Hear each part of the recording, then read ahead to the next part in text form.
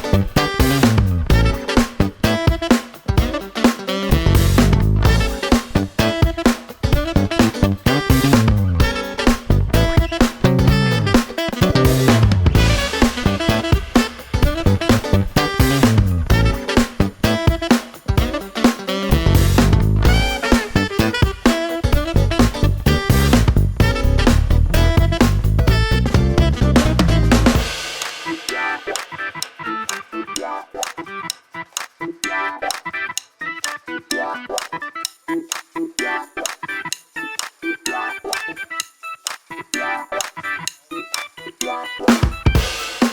the kettle is on, so if you hear it rumbling away, not my fault. Well, it is my fault, I turned it on, but it's doing. And if you're listening in the background, you can hear Jack's compressor going. Can you hear? Mr Deliveroo Kev as well, and he bought us chicken. So the engine's back in, it's all buttoned up and bolted down, all the frames together and stuff. So happy with that. We're just starting to put all the ancillary bits and bobs on. So oil cooler's on and the oil lines is on. We could fill it with oil now, which we might as well do, just if it leaks.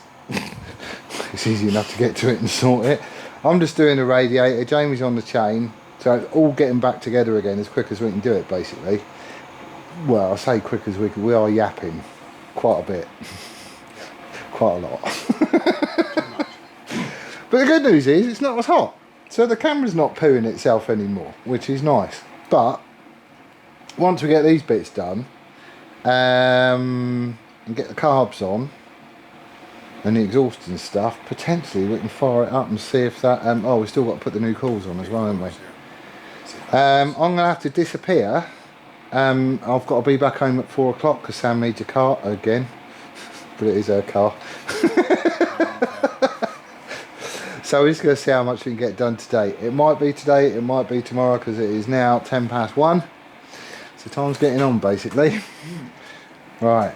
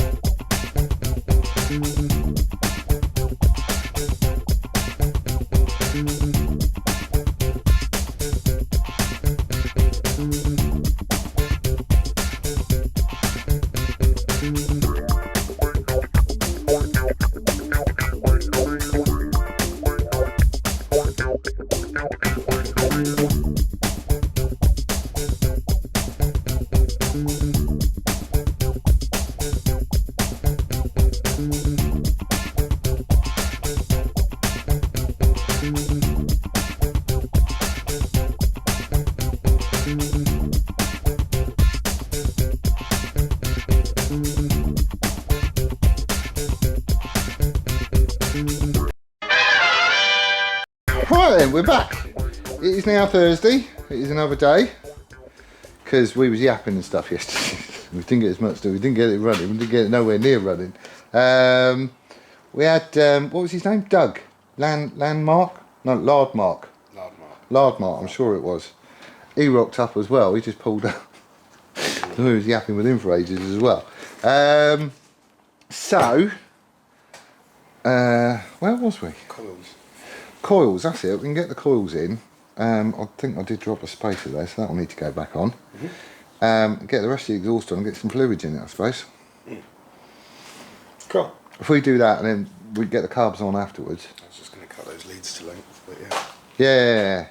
No, that'll be alright. Okay. More music.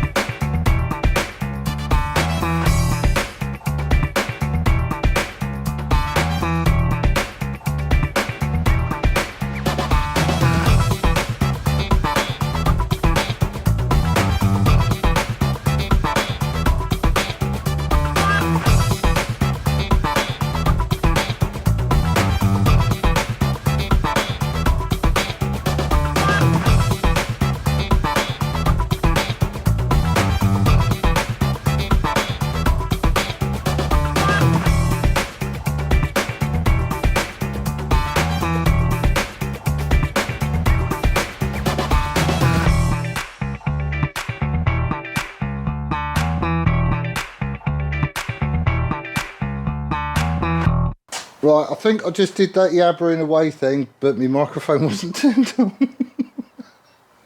So, there's a few bits and pieces to cover. It's got all fluids and everything. We have had it running up, you know, just for like a couple of minutes beforehand sort of thing, for a few reasons. Sticking all the engine oil in it, because the entire system is dry, we could only get about 3 litres of oil in it, but it needs 3.5. Reason for that is basically the hoses that hook the engine to the oil cooler, they're based on top. He's back again. So yeah, the hoses at the top, so until you actually pump oil through the whole system, oil cooler doesn't fill up. So we ran it for a couple of minutes, literally no more than that, then just stopped it, let everything settle, and then we could get the extra ½ litre of oil in, so that was all cool. When we was running it up initially as well, we did have the coolant cap off, just so we could burp it. Basically, we put all the coolant in that we could until it was up to level here, and then you let it get to the point where the thermostat opens, and suddenly all that coolant just disappears, because, you know, obviously the system's then fully open. And then we tipped more coolant in until it was back up to level again, then we shut the thing off, let it all cool down without going near it, and it's just so you could burp it. So basically you just give it a few little revs like this and you'll see air bubbles coming up through the coolant, and then when you get to the point where you're revving it and there's no more air bubbles coming up, that's it, it's all been burped and there's no locks in it. So that's how we did that. This carb tune, this Morgan's carb tune that Gary sent us, it is mega. It is so much better than those crappy gauges that I had, like so much better. There's no mucking about basically. Those gauges, you hook them all up, then you get them going, you've got a little bleed valve that you can adjust, and the idea is to cut out all the shaking on the needles. You don't have to do that on this, literally you just plug it in, and the indicators, the columns and whatnot, they just stay static. It is so much easier to use. So I was doing one side, Jamie was doing the other side, so syncing 1 and 2 and then 3 and 4, and then bringing the two halves together sort of thing. Well, it took us a fraction of the time. We thought we were pretty close with the gauges. Stick this on and it was off. It's a lot close. I'm not saying it's perfect, not by any shot, but it is a damn sight better than it was. So thank you very much for this, Gary. This has already proven its salt. So yeah, much appreciated. So I need to stick my caps on. What other gubbins did we have going? Oh yeah, stupid low fuel warning jobby thing. There's a relay in the back there, and it is expecting to see the fuel tank. He plugs in there, so he can't see it. And for a little while it was like, oh god, what's going on with the fuel? And it's not hitting, it's not doing what it should do. And then we suddenly remembered that we just put a jumper across those just to trick it into thinking there was a fuel tank there, and the problem went away. So that was all good. What else has happened? Oh, my left indicator light not working. Well, it was, it's just that the bulb wasn't connected to the wire, and the bulb was like floating about inside the instrument cluster. So I've had him out, which meant having all that lot apart. But he's just been plugged in and shoved back in place, so he's all working again now. What else was there? The coils, that was it. We're running quite happily on 4 cylinders. But I've metered the new coils and the old coils, and they're coming up fine. So primaries, I think, is supposed to be, I can't remember exactly, but I think it's 2.3 ohms to 3.8. They're coming up at 3.5. On the secondary windings, I think it's 12 to 18 point something like that. Anyway, where are we?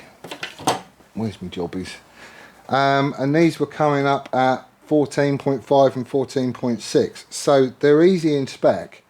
I am going to keep them just in case I need a spare.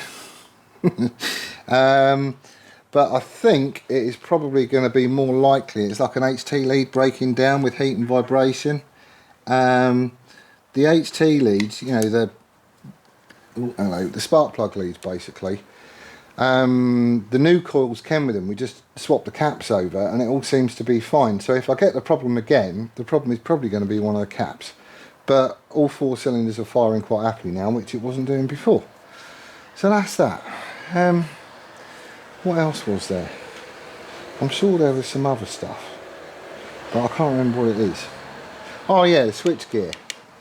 You hit the button and sometimes it would turn over and sometimes it wouldn't. So I've had all that lot apart, I've had all the switches out, I've cleaned it out with contact cleaner, stuck it all back together again, and now it's happy as Larry. So that's obviously what the problem was there. So there's quite a few bits and pieces it's got sorted. So anyway, you wouldn't have heard any of the explanation because the microphone wasn't on, but that's basically what we did. I need to get this fucking thing on. Right, that's it then. The day is done because I need to chip off and go and pick Sam up. So the bike is all as back together again as I can get it, basically. Everything I can put on the bike is now on the bike. And we've also spun it round just so I can drop the front out tomorrow and get the forks done because they're leaking and also it's just oil all over the bench. So I've got everything I need to do that. That's going to be an easy job. Reason for spinning it round is there's a removable panel in the bench itself. And you either need to jack the front right up because of the stupid front mudguard on this, or you need to be able to drop the wheel down quite low. So I'm hoping it's just going to disappear out the bottom there. But we'll see. But anyway, it runs. It runs like a champ. It's got a basic tune on it. Balance the carbs and all that stuff, so I'm happy with that. We're not going to get it properly dialed in until it goes for a dyno, which I need to have a word with Crispy and see if I can get it in next week. I don't know, we'll have to wait and see. But that's it. So tomorrow is going to be forks, hopefully fairings and tank, and I can put the bugger back together again.